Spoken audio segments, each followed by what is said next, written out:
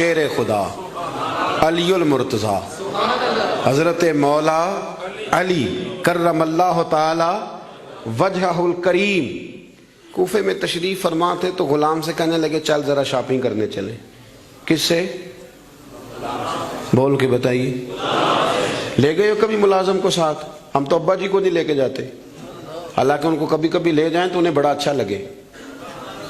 کبھی کبھی والد صاحب سے کہیں نا کہ موسم بدل رہا ہو 2 جوڑے لینے چلے، ہم لے کے جائیں کبھی ان کو ساتھ بٹھا کے، ان سے کہ ابا جی آئے میرے لیے کپڑے پسند کریں.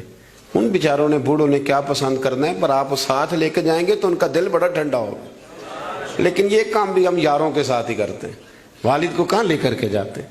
مولا علی شیر خدا غلام سے فرمانے لگے چل نا یار کپڑے خریدنے. خادم کہتا ہے میں ساتھ گیا. حضرت علی نے 2 جوڑے خریدے. فرمایا آج 2 لینے بھی، ایک تیرا ایک میرا. کہتے ہیں ایک خاصا مہنگا لیا، ایک ذرا سستا لیا. میں فوراً سمجھ گیا مہنگا آقا کا ہے اور سستا اسی طرح ہی ہوتا ہے نا. مہنگا جوڑا آقا کا ہے اور سستا غلام کا ہے. کہتے ہیں تھیلے میں کپڑے ڈالے، میں نے اٹھائے، میں غلام تھا. وہ چوک آ گیا جہاں سے مولا علی نے اپنے حجرہ نور میں جانا تھا اور میں نے اپنے گھر جانا تھا. فرماتے ہیں وہ جگہ آ گئی. شیر خدا رضی اللہ تعالیٰ عنہ فرمانے لگے کہ لیا پتر میرے والا جوڑا مجھے دے دے، لا وہ میرے کپڑے مجھے دے دے. تو کہتے ہیں وہ بڑی ڈیفینیٹ تھی بات تھی، میں نے اسی وقت نکالا مہنگا جوڑا، جناب علی کو تھمایا. تو حضرت علی فرمانے لگے یہ تو نہیں میرا. یہ باتیں مزے کے لیے سنتے ہیں صرف، اگر ان کے سننے میں اتنا مزہ ہے تو اس پر عمل کرنے میں کتنا مزہ ہوگا، یہ بھی تو کبھی آپ محسوس کریں نا. حضرت مولا علی شیر خدا فرمانے لگے یہ نہیں میرا، میرا تو وہ دوسرا ہے. وہ کہتا میں نے ایک فلسفہ بیان کیا، ایک علت بیان کی، ایک لاجک میں نے بیان کی. میں نے کہا حضور آپ مہنگا پہنے کیونکہ آپ آقا ہیں، اور میں سستا پہنوں گا کیونکہ میں.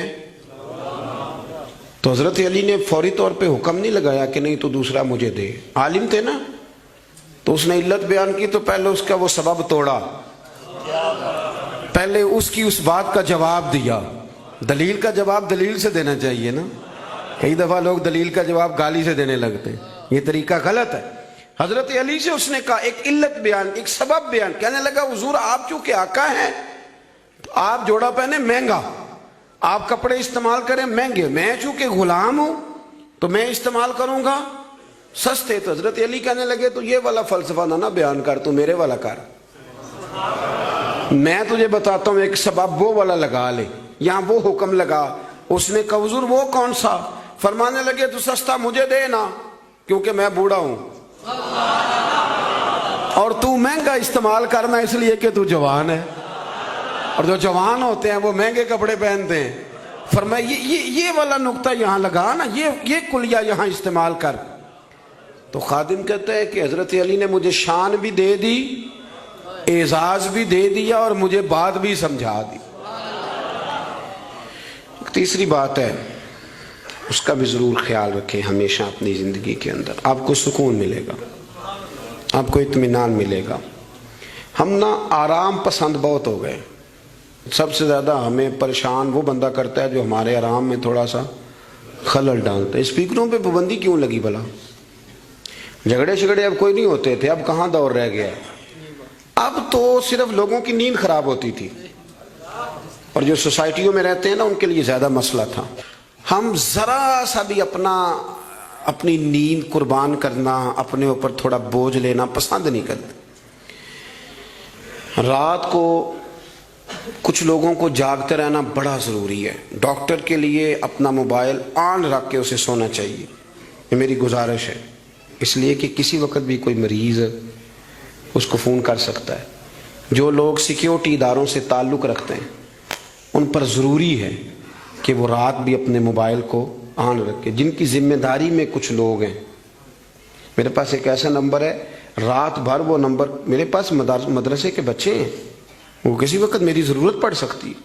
مجھے سینکڑوں دفعہ کہا ہے گھر والوں نے بھی باہر والوں نے بھی کہ آپ اس کو بند کر دیں. تو میں کہتا ہوں پھر یہاں تو مدرسہ بھی بند کرو نا، کیا ہو جائے گا. مثلا نیند تو اگر اللہ آپ کو سکون دینا چاہے تو 20 منٹ کی نیند میں نیند پوری ہو جاتی ہے، اور اگر وہ مالک بے نیاز ہے، کبھی نہ سکون آئے تو سارا دن نہ بستر سے نکلے، سستی نہیں جاتی؟ صحیح کہہ رہا ہوں میں؟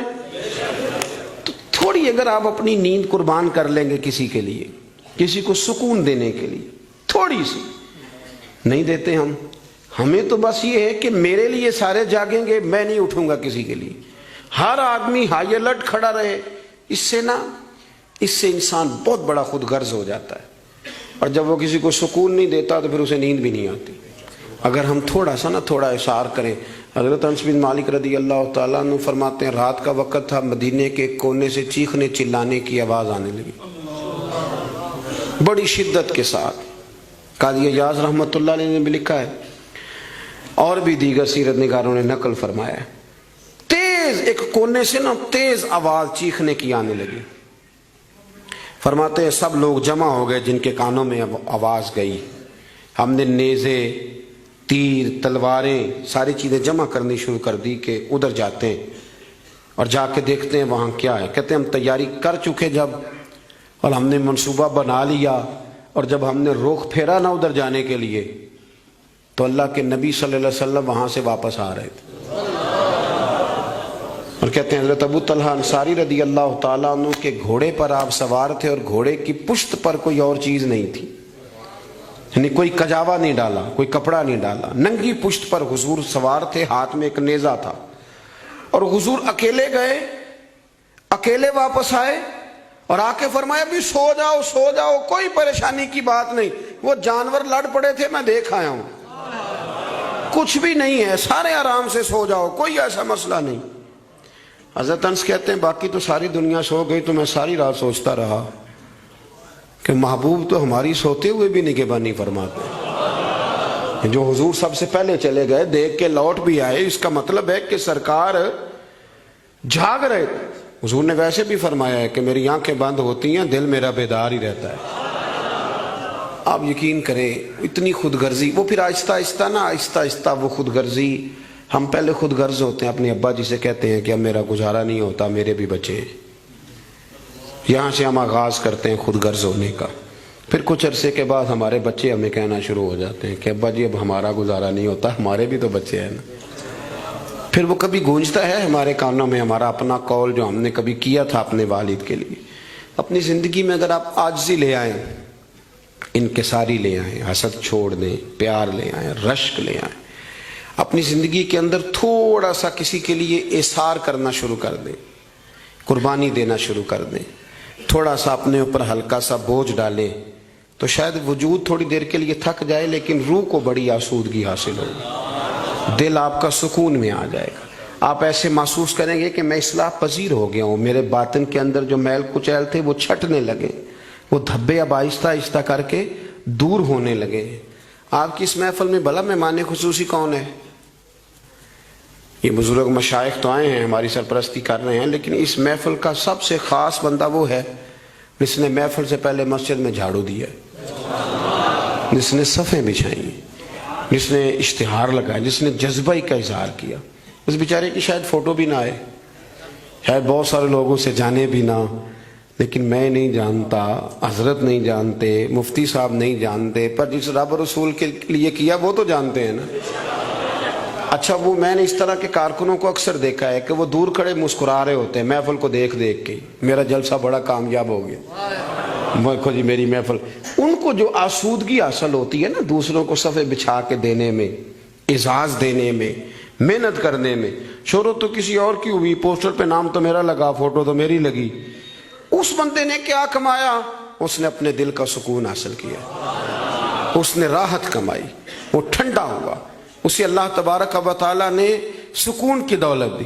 وہ رات کو جب سوئے گا تو کہے گا میں نے کمال نہیں کر دی، حالانکہ کسی کو کوئی پتہ نہیں. اس کی وہ جو ساری باتیں ہو رہی ہیں وہ رب رسول کے ساتھ ہو رہی ہیں، اللہ نبی. یہ والا سکون تلاش کریں، پھر آپ دیکھیں کتنی جلدی اللہ تعالیٰ آپ کے دل کو سکون دیتا ہے. یہ زیادہ دور نہیں ہے، یہ بہت مشکل کام نہیں ہے، کوئی چلے مجاہدے کرنے والا کام نہیں، یہ تھوڑا سا دل کی نگرانی کرنے والا کام. تھوڑا سا دل کی نگرانی کریں، دیکھیں کہ یہاں کون کون ایسی چیزیں پیدا ہو گئی ہیں جو خرابی کرنے والی ہیں، اذیت دینے والی ہیں، بس ان سے ذرا ذرا سا بچنا شروع کریں. پھر دیکھیں اللہ تبارک و تعالیٰ کتنی آسانی عطا کرتا ہے. دعا کرتا ہوں جو میں کہہ سکا میرا مالک اسے قبول فرمائے.